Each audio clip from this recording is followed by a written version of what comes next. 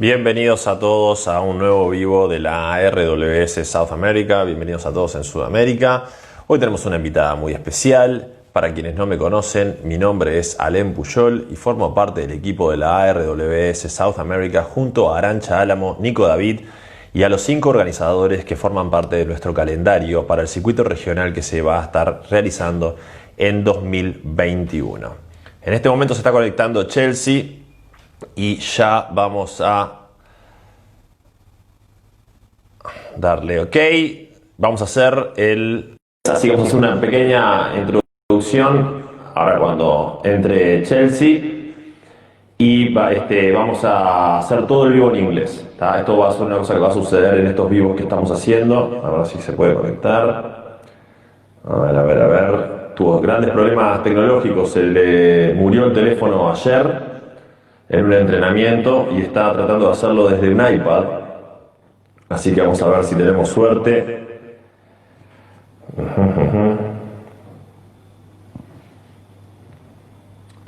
A ver si se puede conectar. Chelsey Magness, que es una gran corredora, gran atleta, forma parte del equipo Ben Racing. Tenemos problemas de eco, así que ya vamos a soltar el micro. Como decía, Chelsey Magness es gran atleta, forma parte del equipo Ben Racing, nos va a estar acompañando desde Bend, Oregon. Es parte también del equipo que... Ay, no puede unirse. Me dice que no puede unirse. Qué problema si no puede unirse. A ver si nosotros la invitamos.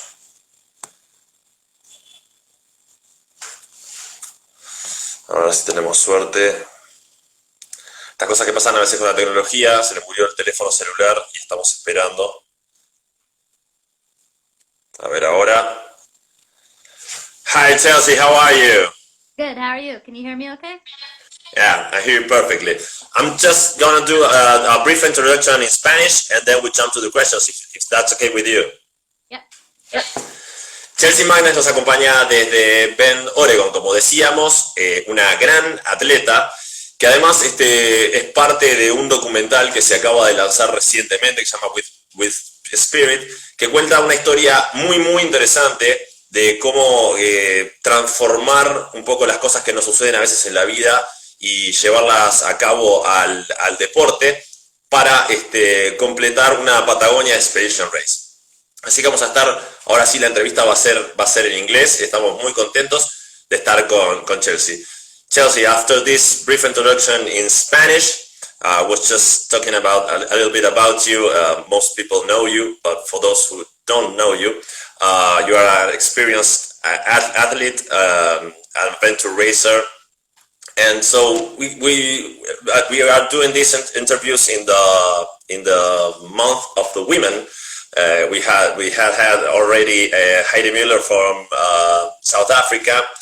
We're gonna have next Sunday Shubi Marais from Brazil, and then we have the Malik twin sisters from India, and then we'll finish August with Vero Bravo, probably one of the most experienced female athletes in adventure racing in the world. And so first of all, thank you very much for joining us. We had to went to change a little bit the normal schedule for us because yesterday you were training. You lost your cell phone. What happened there? Yeah, I went on a 42-mile run that circumnavigated a big mountain near my home, Mount Hood, and I didn't drop the phone or anything, but maybe too much agitation or something, and my phone completely died. So I'm now on my mini iPad, so all is working. I just don't have a phone for a little while. Okay, we're gonna have to get past this language barrier. English is not my mother tongue, so I'm gonna do my best.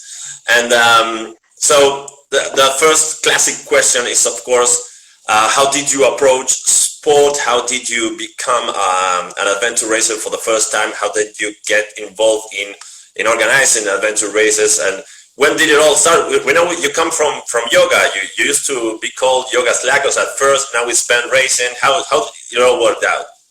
Yeah, so I uh, I grew up in Anchorage, Alaska, and so I was always playing in the outdoors, in the mountains, and mountain biking, running. And then many years later, I met Jason, who is now my husband, Jason Magness, and our fourth date was a adventure race. And I didn't know I was competitive until I started that race, and I fell in love with it. I could use all my toys in a few hours and be completely exhausted afterwards.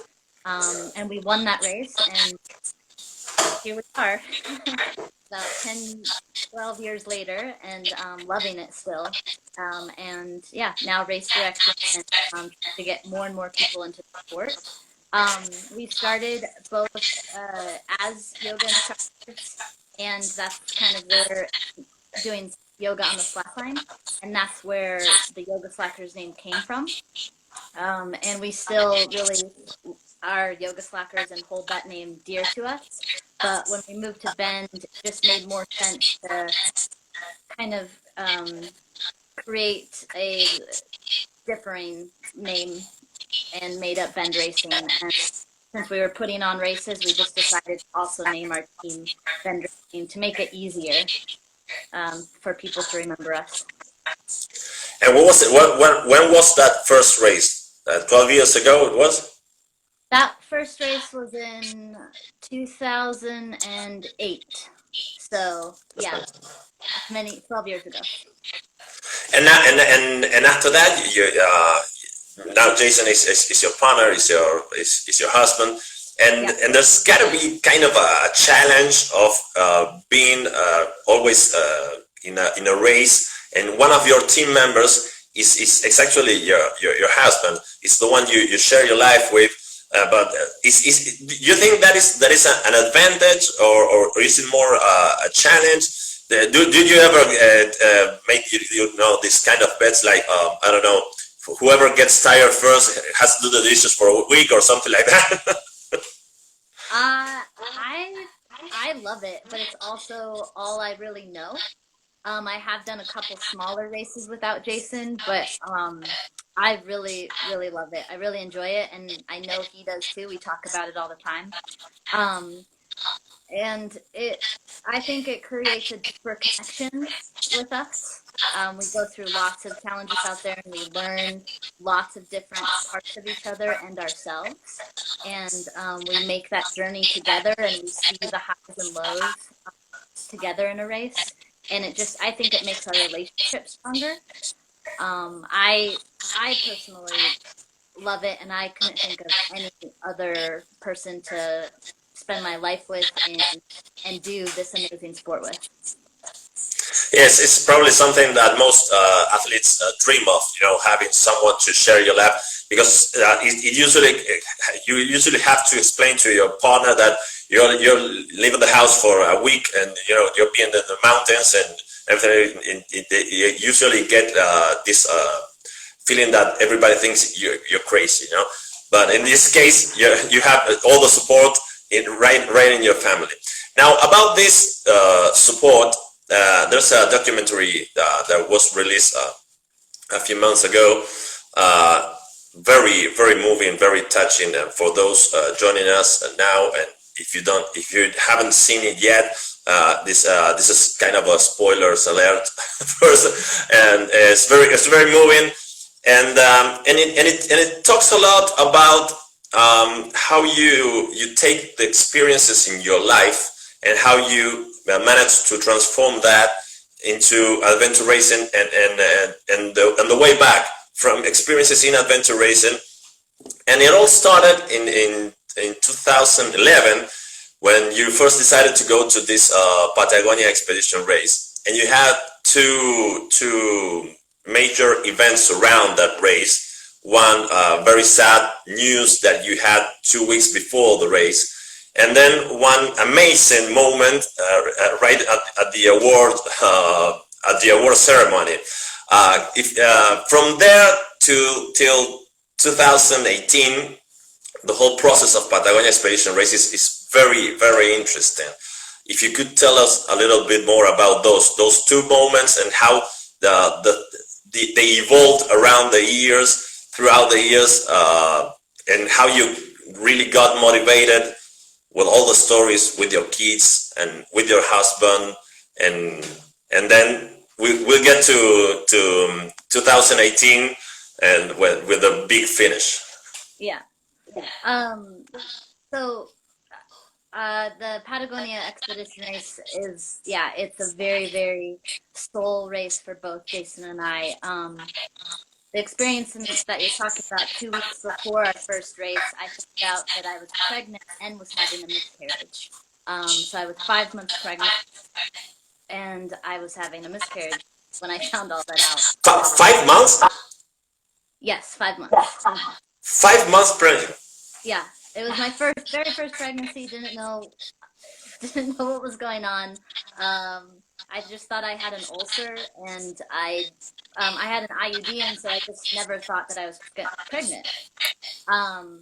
But I was, and I was having a miscarriage. I didn't know it, and I got to the emergency room, and they were like, "You are 5 months pregnant, and you have to stay here." And they told me that I couldn't do anything for 3 to 4 weeks, and I had a serious, maybe a blood clot that was very dangerous. But my doctor, I explained to her what I did and what kind of person I was, and so did my husband. And she looked us up and said, "Well, wait a second, I think you can actually do this," because he really understood that this would heal me emotionally. And that's what I thought as well. So I went there and did the race, and I think we got fifth. I think fifth place. I'll have to look back, but doesn't matter. We finished. It was amazing, and that's where Jason proposed to me on the podium when the director fell up, and he got down on one knee, and it was just amazing. And yeah, that race, like every time we do it, something big happens to us or has happened to us. And we go there to, I think of it as a delayering of a onion. Like when I'm cooking and I'm delayering the onion, it's like I go there and it sloughs off all the extra layers of me and it gets deep down into my core. And I realize what's really important in this life for me and for my family. And so, yeah, this spirit is about. You want me to talk about it, or? No, first, I wanted to go back a little bit. We have in these live interviews we have had here Vicky Calisto from Ecuador. Probably you remember her. She went to Expedition Oregon once. She's a very strong female athlete from Ecuador, from Movistar team. And she actually did this whole study and the whole process of the pregnancy and how to train and when to train and all the way through pregnancy and then after that, and all the things and how to feed on the baby and everything. And it's very interesting that I mean you've been training, preparing for Patagonia Expedition race with one can assume are large hours and lots of training. While you were pregnant, and after that, after the miscarriage, one can assume that you have not only a physically kind of thing, but also emotionally, and you went anyway, and I read there somewhere that on your second day or your third day, you actually felt like you were as strong as ever while racing and right after having a miscarriage. Yeah, 2 weeks after, yeah. 10 days That's incredible. That's incredible. And actually you got a very good result. And I'm not just talking about the podium or the position and the board. I'm actually talking about the thing that Jason did. I probably figured that you just said yes to the man because he was in his knees after 6 days of walking. Probably it's please stand up. Yeah. But after that, the whole thing evolved, and you have many things to pass by to get to the best result ever in Patagonia Expedition Race. And there's the story with your twins, and there's the injury of Jason on his hip, and then and I think that at some point the very start of your relationship with the Patagonia Expedition Race started very difficult, and that probably that's why you figured out how to transform that in order to keep climbing that ladder. And how was the whole process? How was the whole process going through the twins, or The twins and the twins, and how that evolved into motivation and your guardian angel that watch you from the sky. Yeah. So yeah, exactly what you said is that very first race, learning how to transform my grief into power really just set the stage for all the rest of my races, and just seeing how powerful I could be with that physically and emotionally, and to transform that that was just amazing to feel that. And then seeing Jason, I mean, with his hip in that 2016 was just so hard for me to see, and it was so hard for him to go through. But seeing how strong he was just was so amazing, and so just inspiring to me. To see how long he made it was crazy. And then, yeah, 2017, the beginning of 2017, I lost my one of my twin boys, basically going into delivery. I was 40 weeks, and I learned that Spirit B had passed, and I was completely wrecked. I had never been in that just much despair. In like both Jason and I were just in the deepest, darkest hole, and it wrecked us for a long time. And but I had one physical boy, Magness, who goes by Max, and he just was our breadcrumb of light for a long time. I never let him go from me for many years. And as I started to train again, every time my heart rate would go up, I would just start crying and releasing lots of stuff. And I just kept on starting to incrementally do that. And then I started racing again, and I started to transform that grief into something different, into something more inspiring to others, inspiring to me, healing my heart. And then when at Patagonia Expedition Race, Stepan, the race director, announced that it was happening, I just knew that we had to go. We were one of the first teams to enter. They said, of course, we want you back 100%. And I knew that Spirit was going to be with me. And because every time I go out into the wilderness, he's always with me. I feel him before I go embark on missions. Like the other morning, driving out to Mount Hood, there was a comet in the day that just was right in front of me. There was a pack of deer that just crossed in front of me, and just stuff like that. So going to Patagonia, he was there right from the start of the race, and I carried a bead with his ashes in it, and his ashes, I always carried that with me in a little vial, and I spread them in inspiring places where I feel him. And he, on the third or fourth day, he came out in a rainbow. He comes out in rainbows a lot. And the third or fourth day of the race, I was feeling really strong, as I do on the third and fourth day races of expedition races. I feel the strongest on those days. And there was a huge rainbow that followed us for hours. We have video of it in the Spirit.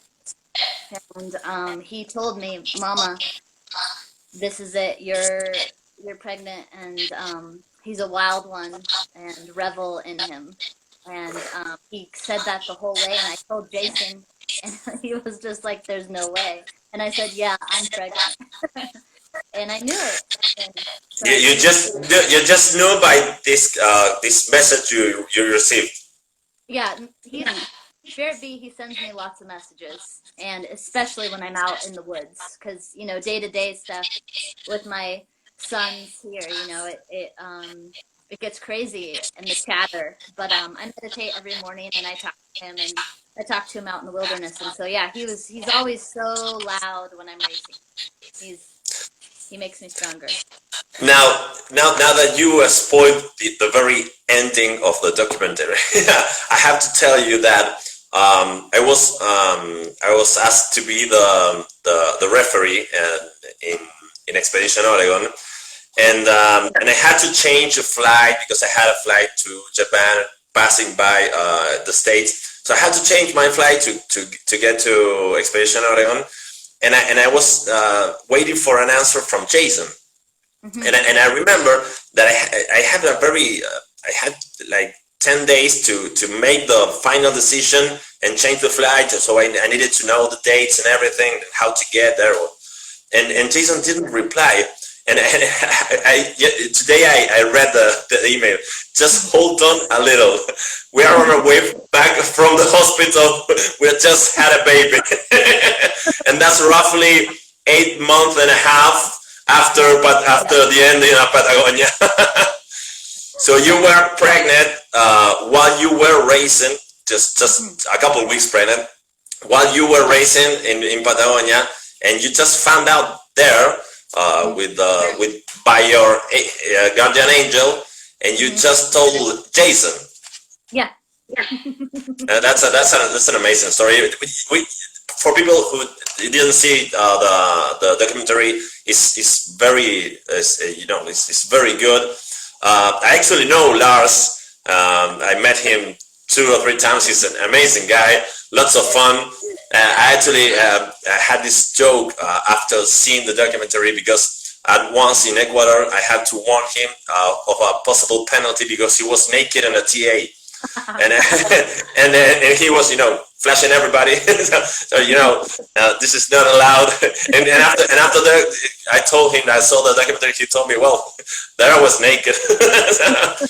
There's a little bit of nudity there also, that after the whole emotions and everything. Yeah. Yes, some good fun. So Yeah. what do you think is the best ingredients of Expedition Oregon?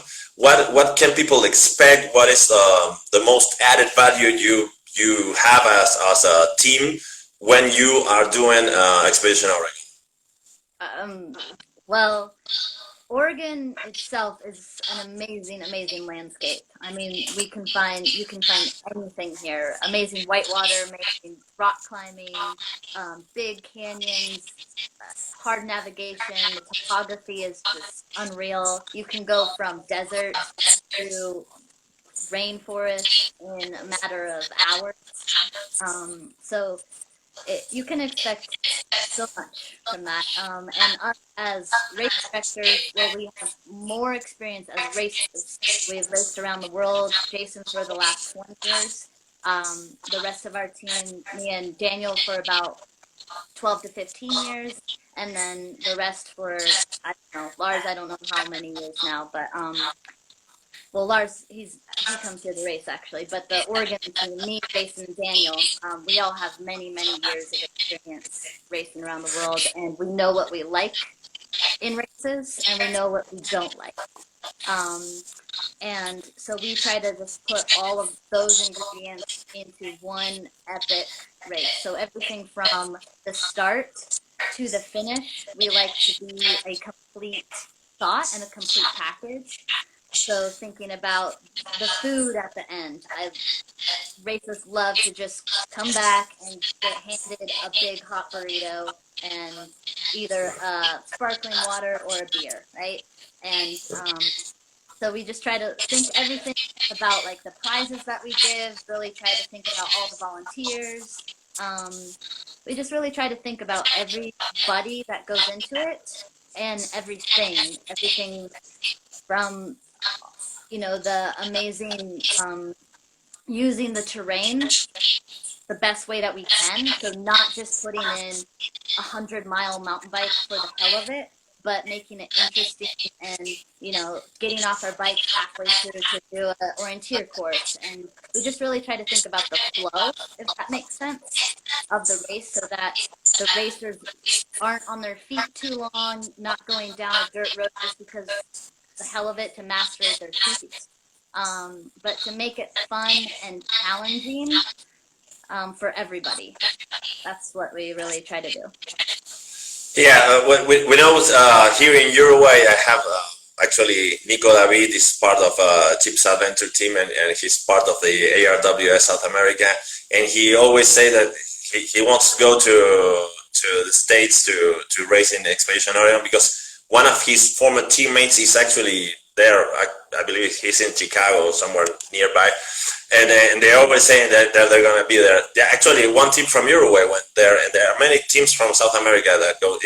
They all say that navigation is quite rough, and how you divide the task of managing a race? Is it that one does the course and the other one takes care of the other things? How you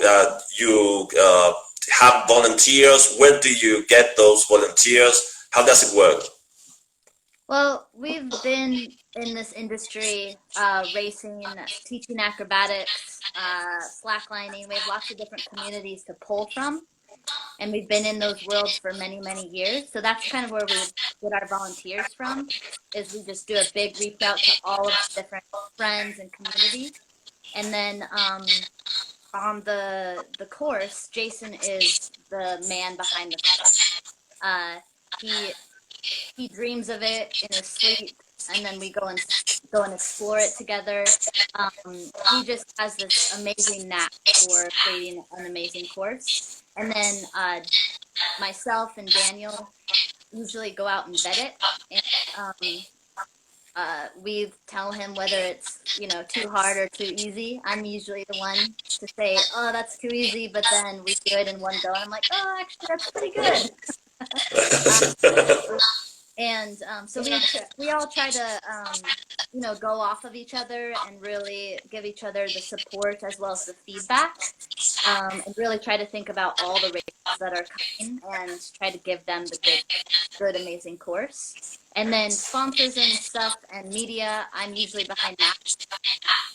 And then we hire out different, like our photographers. We try to find the best, and we really try to have good relations with everyone that we work with, and try to treat them like family, so that it just feels good for everyone, the racers and volunteers and photographers and the media crew. We try to all work together. Don't forget the referee. Yeah. And what do you think is the most challenging thing of managing a race? What is it? Is it setting the course? Is it finding the sponsors? Is it managing the logistics? What is the most challenging task in managing an adventure race? I would say the most fun part is the course, but the hardest part is getting the permits. Like, we have to go through a lot of red tape. We've had to redesign our course many, many times. So Jason, when he actually creates the course, he has like now 3 to 4 backup courses, just in case the rangers are like, "Oh, actually you can't do this. Oh, you can't do this."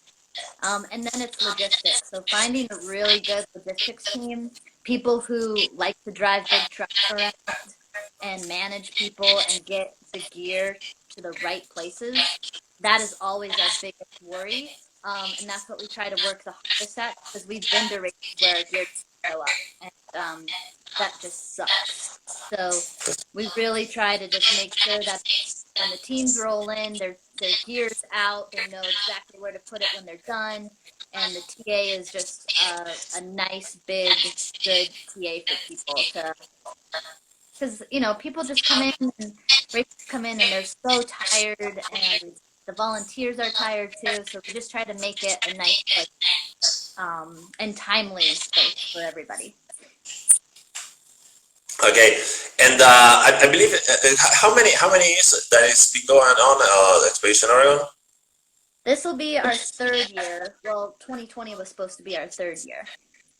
So 2020 will be our third year. Yeah. So And at what first, do you think? Oh, sorry. no, well, the first one was a demonstration race, if you count that. I don't know if you count that, but that was It when, counts. It counts. If it is a race, it counts. yeah. So after that race, everyone was like, yes, this is an amazing race. And we were like, sweet, we'll do it again and again and again. And why is it that in such a large country as the States, where you have everything, you have deserts, you have forests, you have all kinds of climates, and you have beaches, and you have lakes, and everything, there is just one large adventure race event. Why do you think that is? In a country where you have all the culture of hiking and trekking and enjoying in the wilderness and camping and everything, why is it that there's just one major event? Is there are there any smaller adventure races around America? Yes, I mean, well, that's a very good question. We've been trying to, answer that for a long time. Um, and there are a lot of smaller races. We started out small with 6 hour to 8 hour to 24 hour races, and then we just started slowly ramping up once we got our feet underneath us and the clout to then go to RWS and say we're ready. But yeah, there's races. Our good friends up in Washington put up races. Out on the East Coast, there's a bunch of races. We have nationals. It's just to put on a race this big takes an amazing team and all the right people to come together in this good, just mix, this magical mix that we have. And it's taken us a number of years to get there. And once we started, we felt good about it, and that's why we did it. Oregon, again, is also just an amazing state. It has everything right at our fingertips, and not a lot of people, and most of the people here are nice. So, So yeah, well, perhaps now that with the regional circuits, you have this kind of possibility of making a regional circuit in Northern America, where you can have these races together, shorter races, and then probably as a kind of a stepping stone towards arriving to expedition or any other qualifier in the world. This is something like that is happening here in South America. We are managing the regional circuits. We have 5 smaller races, and then you qualify to larger race, and then to the final of the world. And plus here in South America we have like 4 qualifiers, or 4 or 5 qualifiers. Perhaps one year you have 3, and the other you have 4. We were gonna have the world champs here this year. The whole COVID situation exploded. How is it now in this present time with the whole COVID situation in the States? Are you able to get out and go to do sports? Can you get together to do sports? Are there any events of sports? I mean, COVID, I think, around us, at least here in Oregon, has made people get out more. And I'm hearing that I'm a writer for Gear Junkie, so I'm constantly writing to companies to review gear and stuff, and they're like, oh, we're out of all this outdoor gear because of COVID. More and more people are getting out into the wilderness, camping, boating, rafting, whatnot. So that's something that is good that I'm seeing about COVID. Races, I'm not really seeing many races happening. A lot of virtual races are a lot of races turned their race into a virtual race. Like nationals this year, they've found a way to make it virtual. We keep on talking about putting on a race, a smaller race here, and making it virtual, some virtual, and then some, if we can do it responsibly, have locals come and do it. Because adventure racing, if you're already in a little pod, adventure racing, you don't hardly see anybody anyways, and we can make it out in the wilderness. So we feel pretty good about going forward with that. But here, at least in Oregon, it's constantly changing. Numbers are going up, regulations are changing.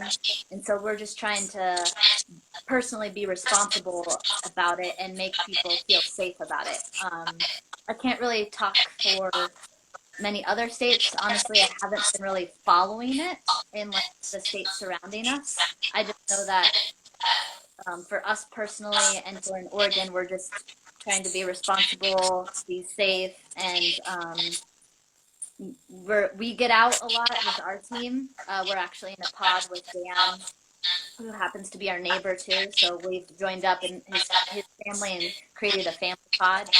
And so we go out on training missions all the time. We feel safe going out climbing with other people and outside keeping a safe distance. We just don't go inside with anybody other than our family. So I think it's easy to go outside and train, but that's a personal preference, right? So Yeah, well, actually, the United States is so large that you can get to the woods and probably not get in touch with anybody for many hours. So it's probably safer than anywhere else. You were talking about how you write in Gear Junk. Yeah, I read a couple of reviews there. Plus, you train people. Plus, you organize Expedition Oregon and some other events. Plus, you are a mother of two little kids. How you manage to do everything? Because we've been talking about that with many women that we interviewed, and there's generally this idea behind the people that are going to do some sport and they want to be good at sport and they have to train to that if you want to be at the top level of sports, you cannot possibly be a good parent. Or if you want to be at the top of sport, you cannot have a job that requires you 8 hours a day. How you manage how you feel that you get the endurance to juggle everything. mm-hmm. um, I I don't really believe that you have to train so many hours to become the top. I really believe in the Pareto principle that if you put 80%, or if you put 20% in, you get 80%. So we have many burners on our stove, and we just keep on changing them around to what's in front of us, if that makes sense. So Okay. if we have a race coming up, for instance, if we're gonna race Eco Challenge again, and that's coming up in 6 months, we put that in the front burner.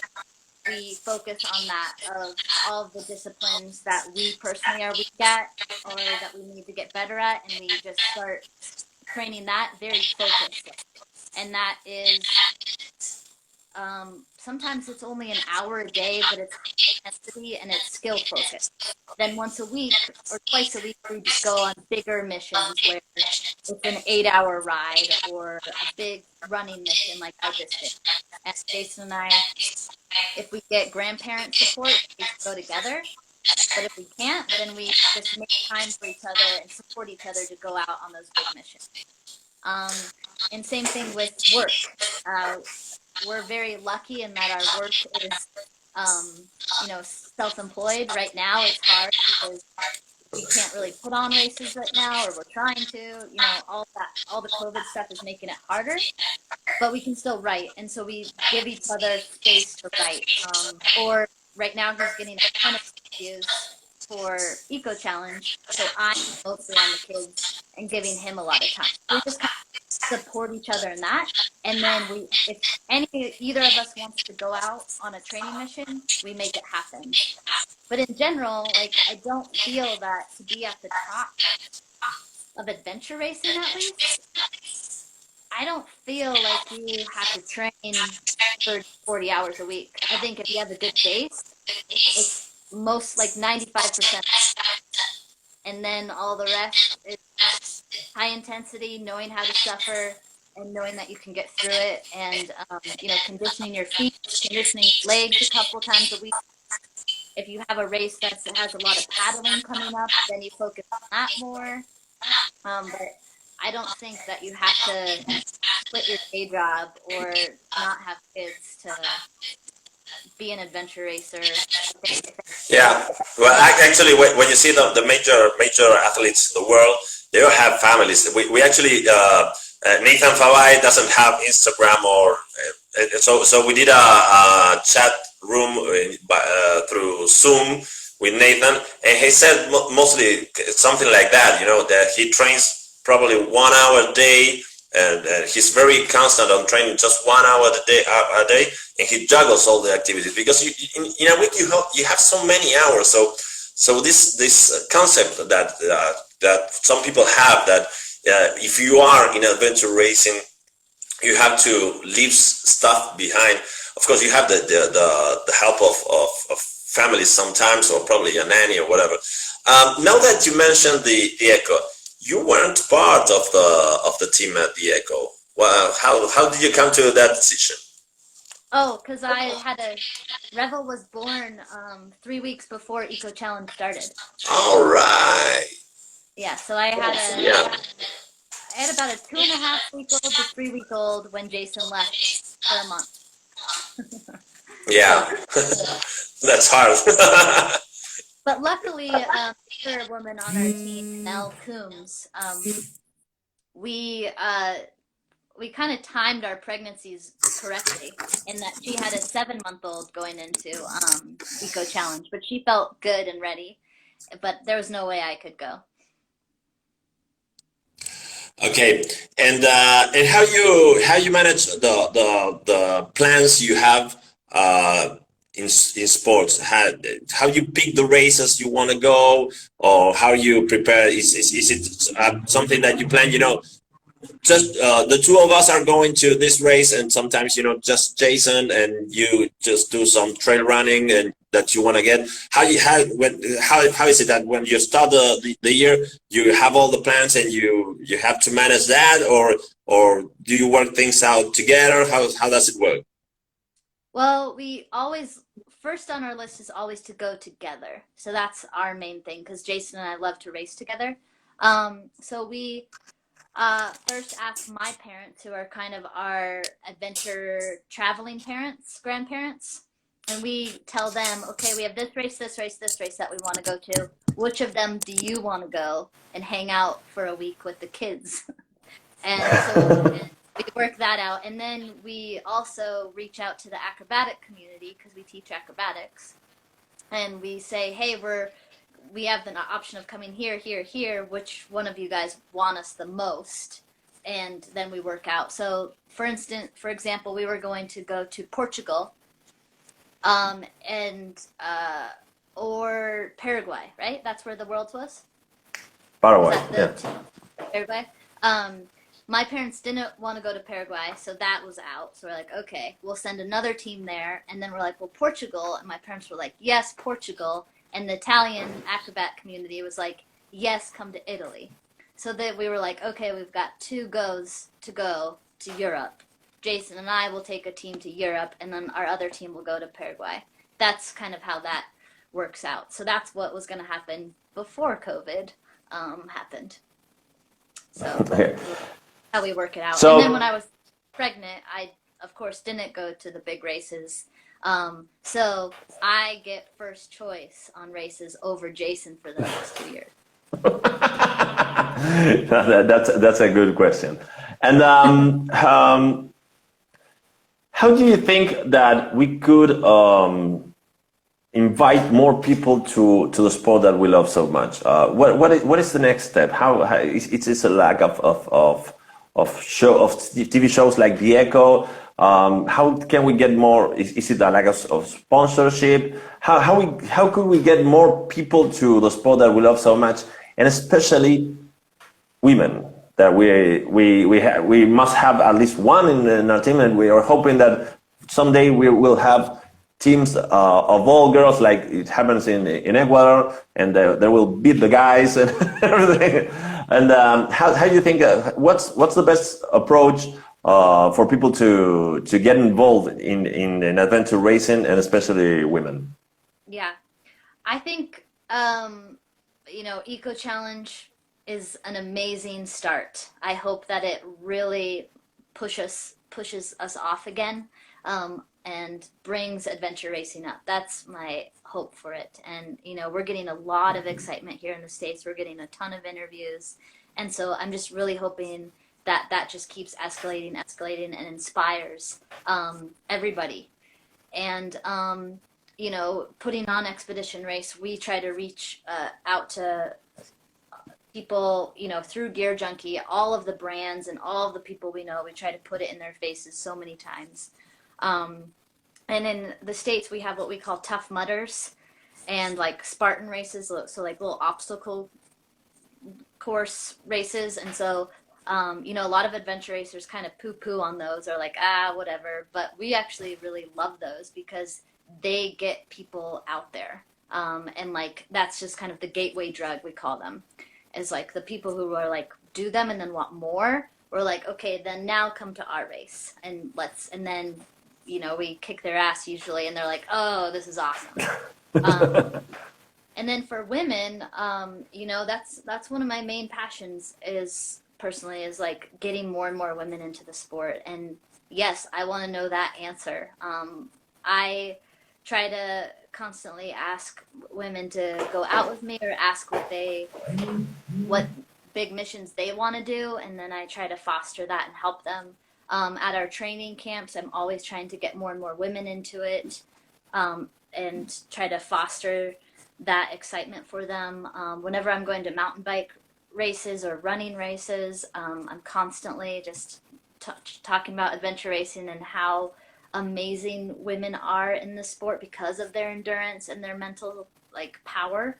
I just think women are superheroes, and adventure racing is the perfect sport for them. They just have to dip their feet in a little bit, and so that's what I really try to do. And yeah, I wanna have a chat with Nathan, because his full women race just, sells out within hours in New Zealand, and they have a couple all women races there, because Jason and I spent 3 to 4 months on the South Island of New Zealand a year, and the women adventures there are just everywhere. It's awesome to see, and so I really try to I'm in the process of learning and seeing how they do it there to get more and more women in the sport.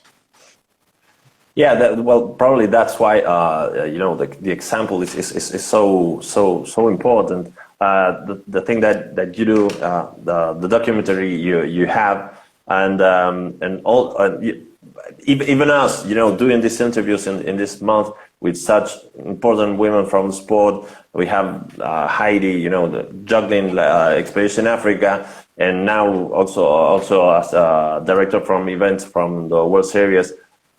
And your story, of course, and then Shuvi and the girls from India that went through seven of the highest mountains in the world, and we think that there is a lot to learn from women, because I always say, for me, that they're always the strongest member of the team, because they have the mind set up so straight that they always help the guys that are more probably work through their ego a little bit more, and they have to juggle a little bit, how to keep focus, Yeah. Well, we are about to run out of time in this Instagram live session. We have to thank you so much. Yeah, you're a huge example for everybody, for women, of course, but for everybody. We all recommend people to see the documentary with Spirit. We ask people to go to Expedition Oregon, an amazing race. We have there Gallego Fontan is actually in the States, and he's living in Chicago, and his teammates are here in Uruguay, and they are going to go to the States. Yeah, and you're gonna have the probably the nicest and the most handsome referee in the World Series joining you next year after this COVID situation finishes. And well, we have to thank you. We have to ask everybody to join us in these live sessions. Next weekend, we're going to be with Shuri Guimarães from Brazil. After that, with the twins, the Indian twins, the Malik girls. And after that, we're going to finish the month with Beto Bravo, very experienced athlete. So, Chelsey, thank you very much. A huge hug to Jason and all your beautiful family, and hope I see you guys soon. Yes, me too. I'm so glad that you're coming. Thank you very much for everything. Thank you. Bye bye. Bye.